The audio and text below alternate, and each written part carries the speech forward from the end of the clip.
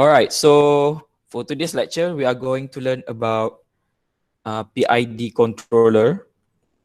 So in previous 2 or 3 lectures, we have learned about how to determine stability of a system. And some systems are not stable, and we need to add controllers to make sure the system will produce a stable output. So one of the most common controllers that that are available is PID controller. Okay, so uh, our objectives in this topic will be how to develop a PID controller that can stabilize the transfer function from your system. Okay, so in this topic, students will be able to apply tuning rules for PID controller using a method called Ziegler-Nichols method. Okay, so before that, we will go through about we go back into the basics about control system and why we need to apply PID controller. Okay, so let's say you have a system that you want to control. For example, a system where you want to make sure it turns to a certain degree, maybe 60 degree. Maybe this is a system of a satellite that you want to make sure the satellite turns or rotates according to what you want, to the angle that you want. Or maybe you want to control rotations of maybe a car or motor to a certain number of rotation. So how you want to control the system to make sure it follows what you desire. Okay. So we have an open loop system. For example, something that can control temperature. So an open loop system, you don't have sensor that can take the value of the output and compare the output with the input. So usually open loop sensor, it's controlled by what we call by adjusting the system every time. Okay, every time that whenever we want to use, for example, open loop is a system of your flush. Okay, flush system without the buoy. Okay, so you have to flush and then refill the tank every time. Okay, so it doesn't have a controller that can automatically refill the tank. And for closed loop system, you have an extra things we call a feedback or sensor that can detect the output and compares the output with the input. Okay, for example, like air conditioner that can detect the temperature in the room. Okay, so let's say you set to 25 degree, so the aircon will try to cool or maintain the temperature in the room at 25 degrees Celsius. So it has a sensor, maybe thermostat or temperature sensor.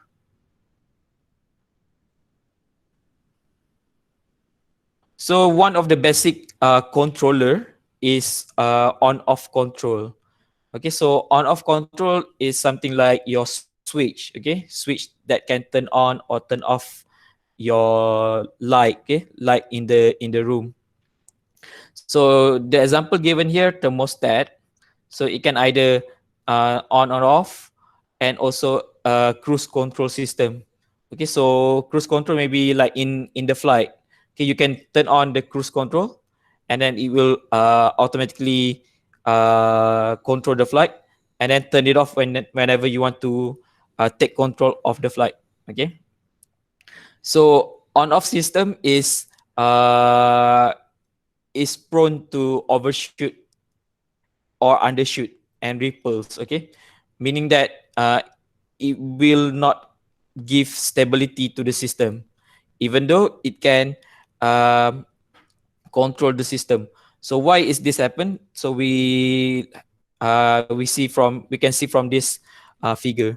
Okay, so if you see this blue lines here or signal here is the signal of on and off. So the top one here, it represent the on, and the bottom one is off. Okay, so if you see here, when you turn it on, then the system will take some times before reaching maximum.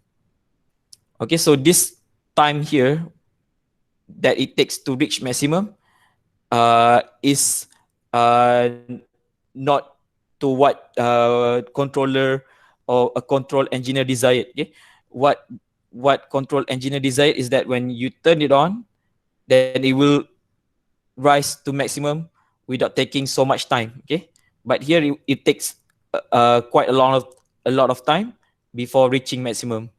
And then when you turn it off, then it will take some time to reach minimum. So the desired response that you want is it will go down straight to minimum without taking so much time.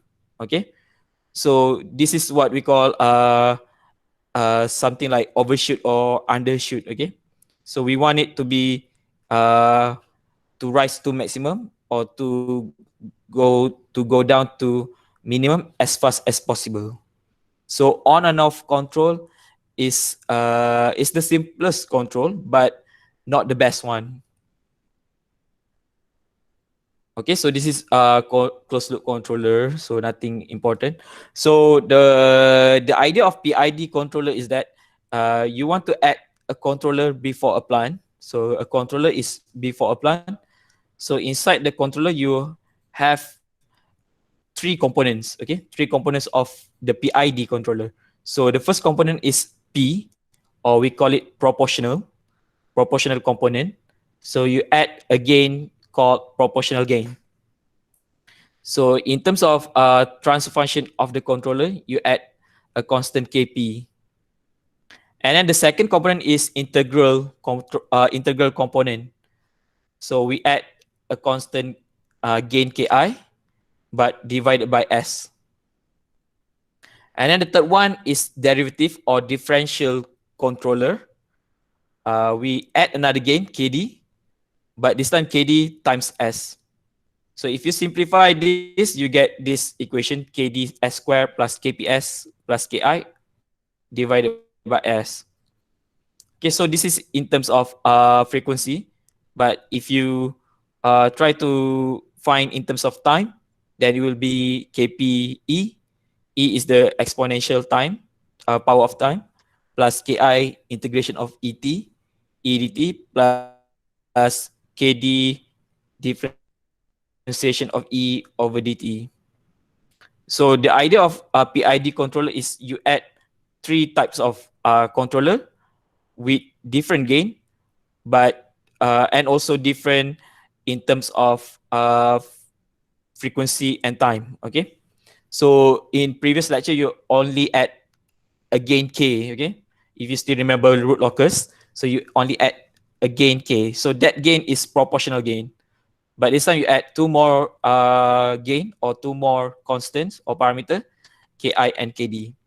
And the idea of this lecture is you want to determine what are the values suitable for Kp, Ki, Kd to make sure the system becomes stable.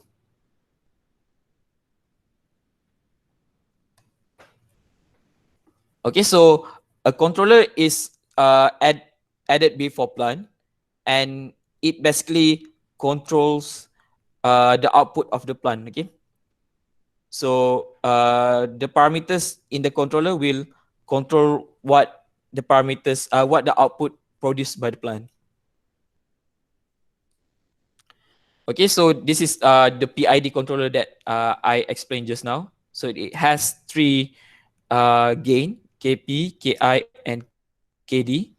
So you have to remember this transfer function for PID controller.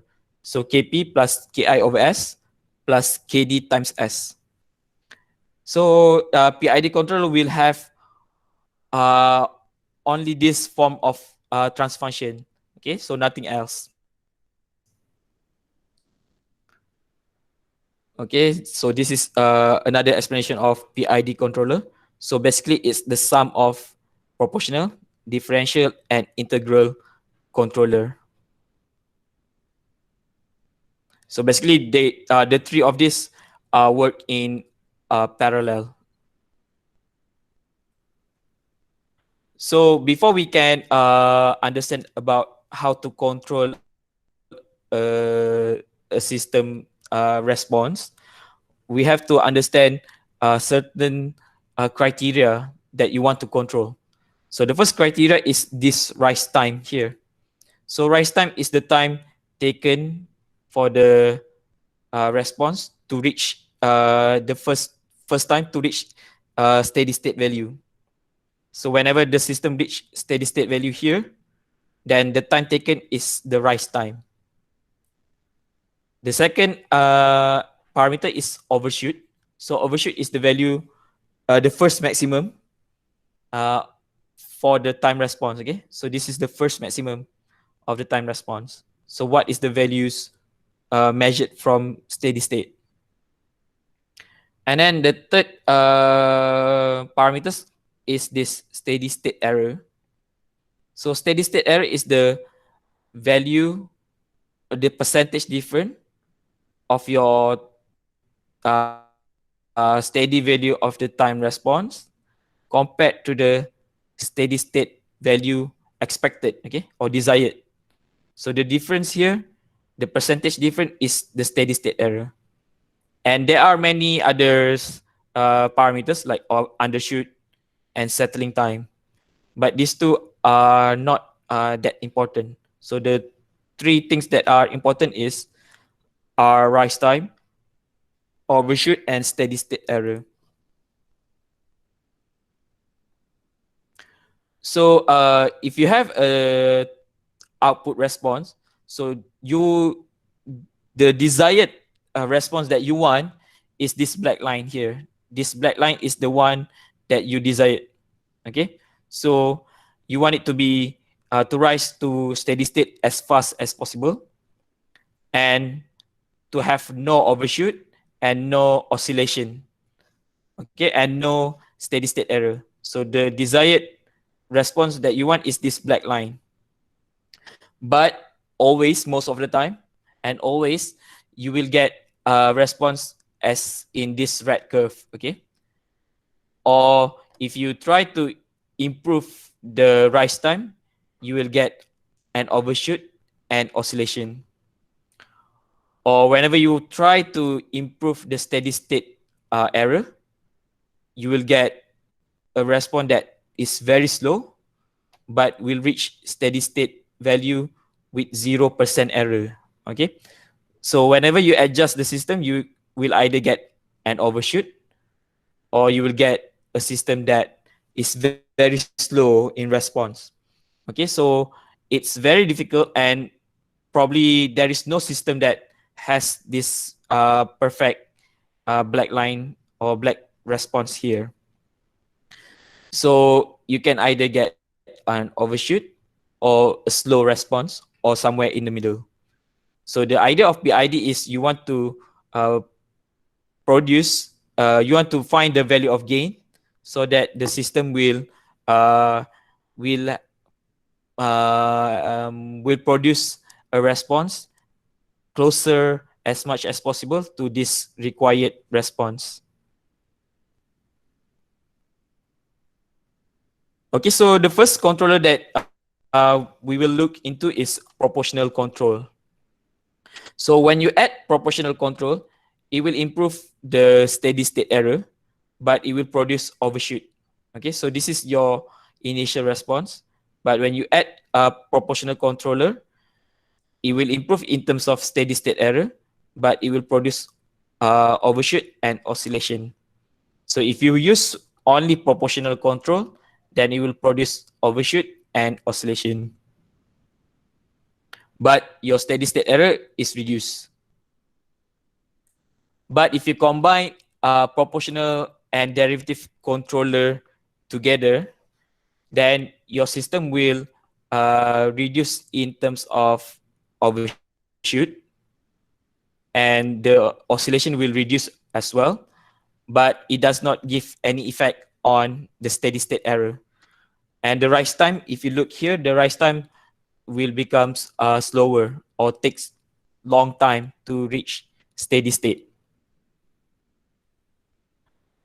But if you use three of these controller together, then the steady state error will be eliminated, no overshoot, but still have problem in terms of rise time. So the rise time is you cannot basically cannot eliminate the rise time. Okay, so you need to use all these three controller at the same time to get a response that as close to this red line here.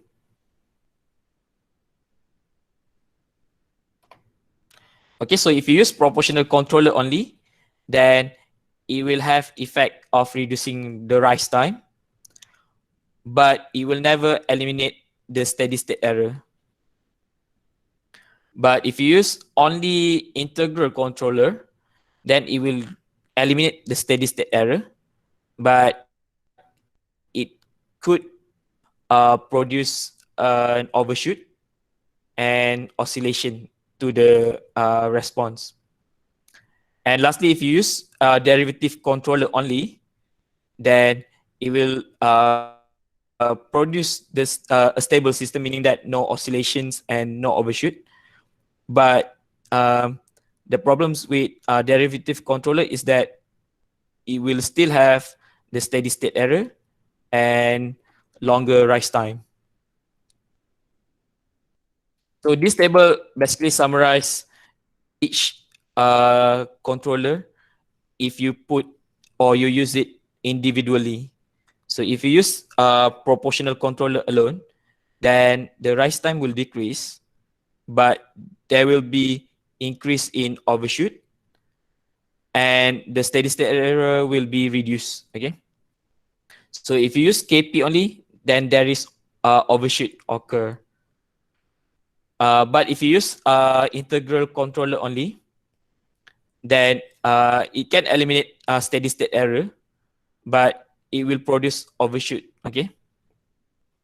And lastly, if you use differential or derivative controller only, then it will reduce the overshoot and oscillation, but it still have problems in terms of rise time and steady state error.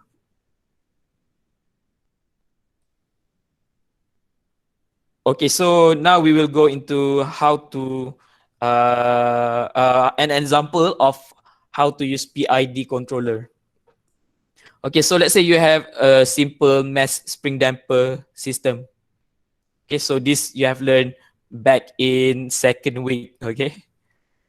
Okay, so you derive the model and you get the transfer function x of f.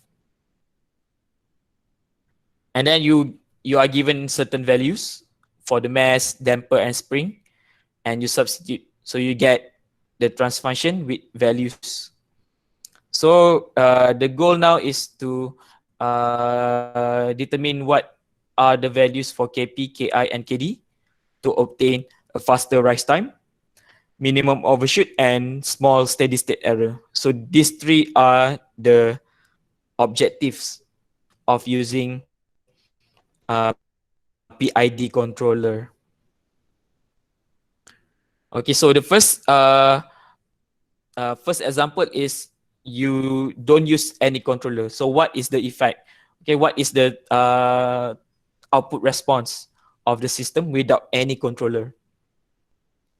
Okay, so if you don't use any controller, then you will get a rise time.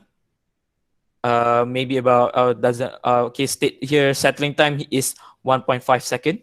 So settling time is somewhere around here.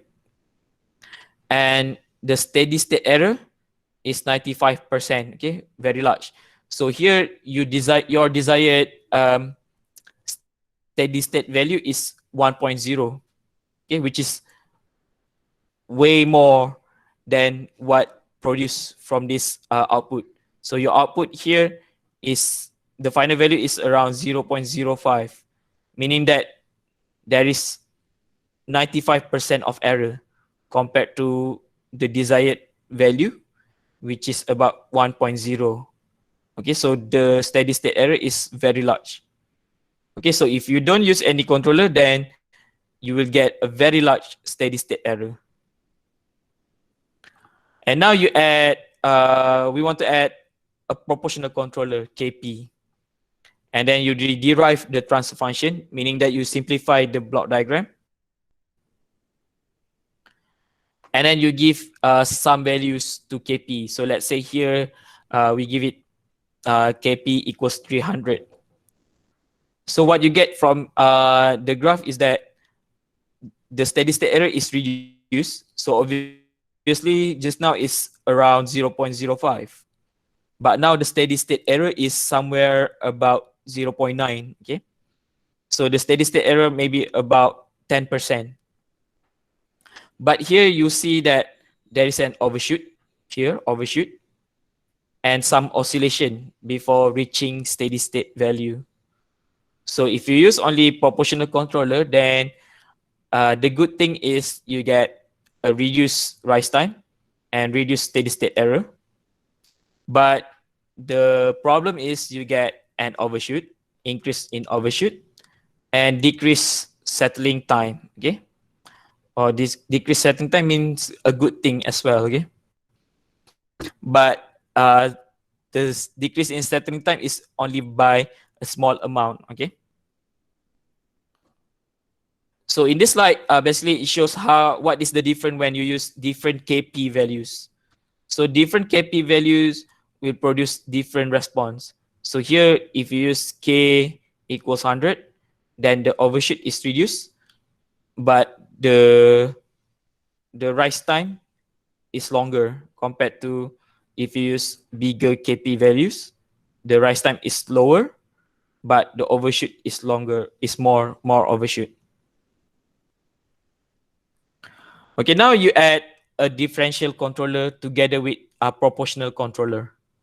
And you simplify the block diagram to get the final transfer function here. And we give some values to KP and KD and plot the time response. So here, what you see is that the overshoot is reduced compared to if you use only KP, okay, or if you use only proportional. So the overshoot has reduced and the settling time also reduced. But however, if you use a differential controller, then it only gives small effect on the rise time and steady state error, meaning that rise time and steady state error have not significant changes. Okay. And now if you use different KD values or differential gain values, so if you use more differential gain, then overshoot will reduce more. Okay. So if you use lower KD value, then more overshoot and some oscillation. And now you use only proportional and integral. So you add Ki over S plus Kp and simplify the block diagram. And we give some values to Kp and Ki and plot the time response. So what you see here is that there is still some overshoot, but the rise time has reduced. And the addition of integral controller, it basically eliminates the steady state error. So the error has been eliminated, but there is some overshoot occurs. Okay. So here basically shows when you varies the value of integral controller, what are the effects. Okay. So if you increase integral controller, then the steady state error will eliminates, but there will be some overshoot. And if you reduce integral controller gain, the overshoot is reduced, but it will take some time to reach steady state. Okay, meaning that the settling time will increase. Okay, so now we add all of the controller together, Kp plus Kd times S plus Ki ki over s. And we simplify the block diagram, and we get this transfer function. And we give some values to the gains. And here you can see that there is no overshoot, and the rise time is faster, and the steady state error has reduced. Okay, so if you use PID, then you get the best response as what you desired. Okay, you desired is basically to reach value one as fast as possible with no error, no overshoot. Okay. So here is the summary for using each of the controller separately and different combinations. Okay, for each of the controller. So you see that if you use PID, then you get the best response. But if you use only PD, or PI, then you get some overshoot, and the rise time is longer, for example.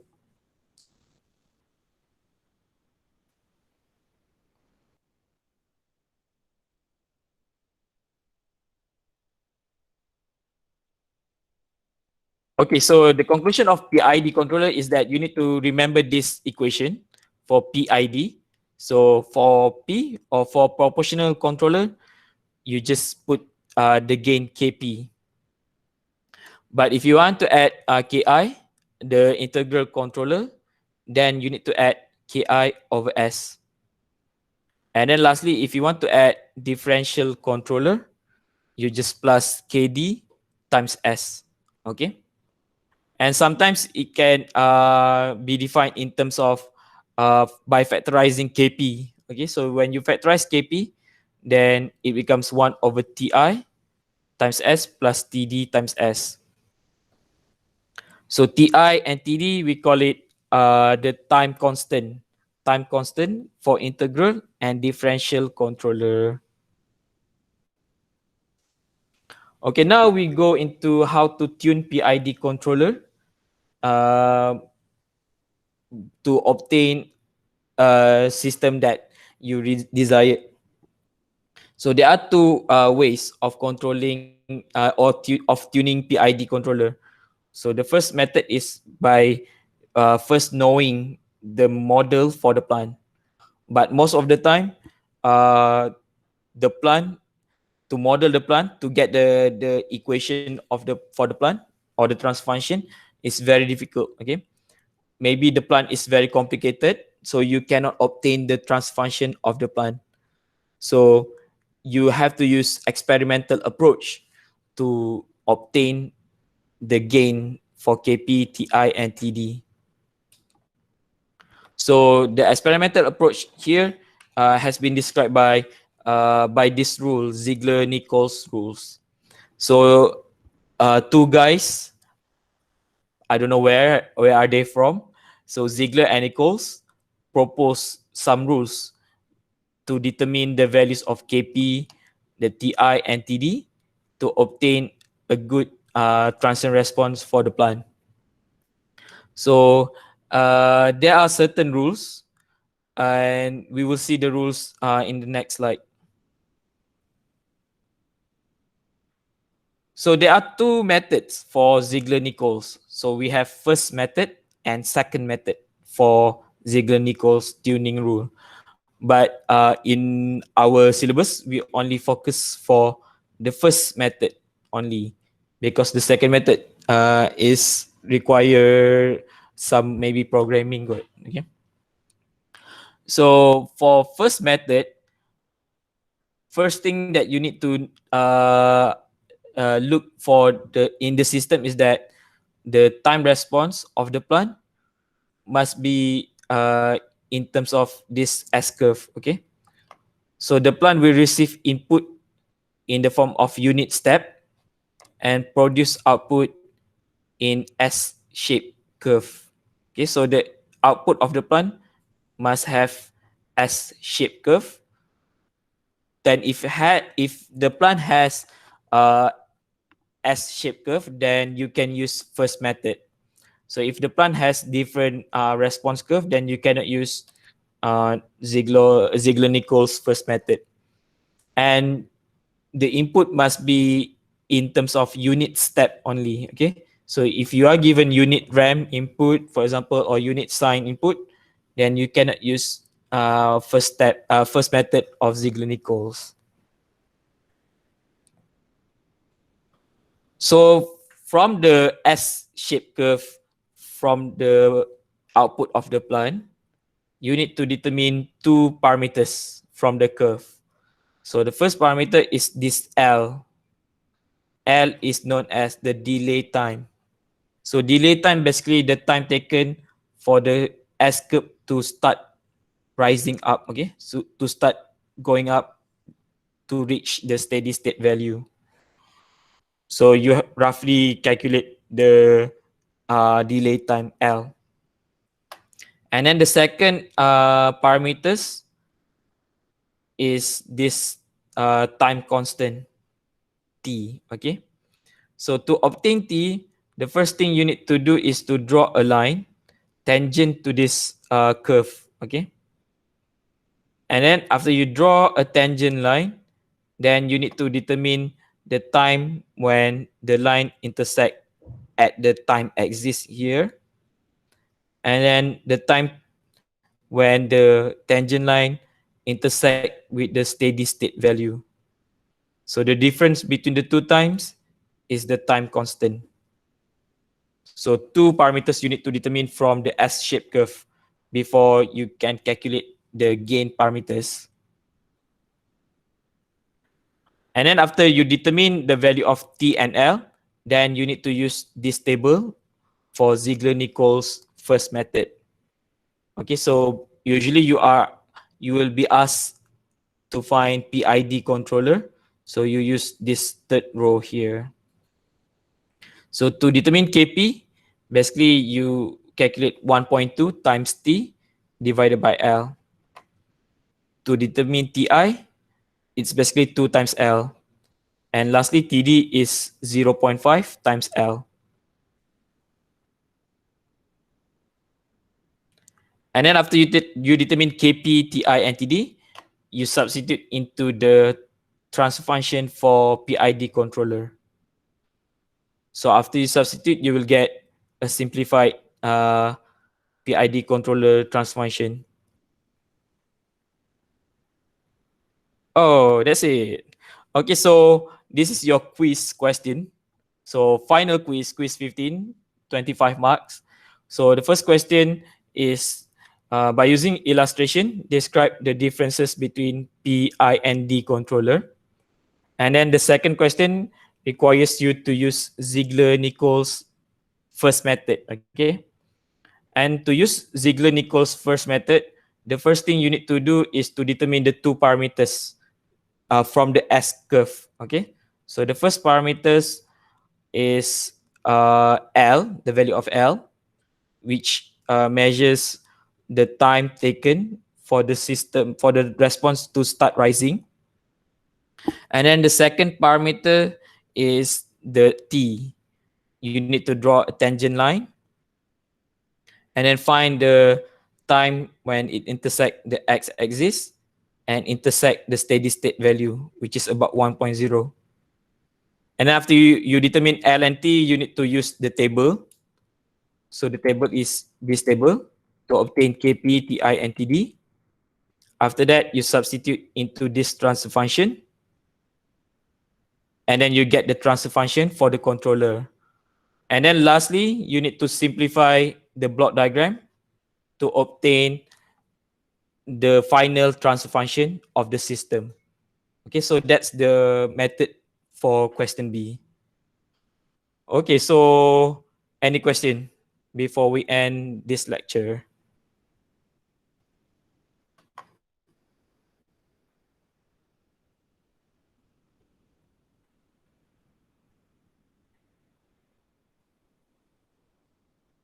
Okay, so that's it for our lecture in control system, automatic control. So I'm not sure about your final exam.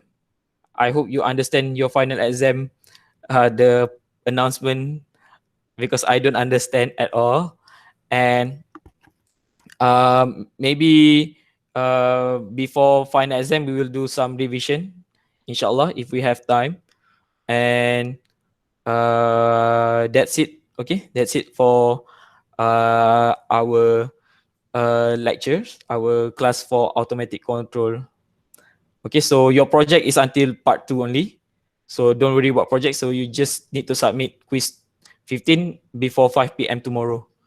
Okay, so that's it. And Assalamualaikum.